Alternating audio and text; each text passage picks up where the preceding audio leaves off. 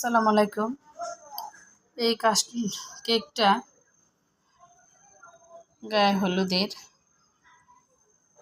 জন্য তৈরি করা হয়েছে, কাস্টমাইজিং কেক।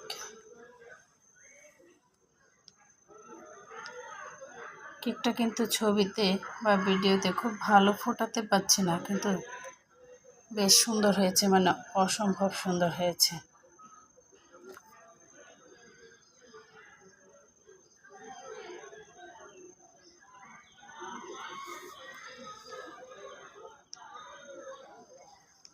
অসাধারণ চমৎকার একটা কেক।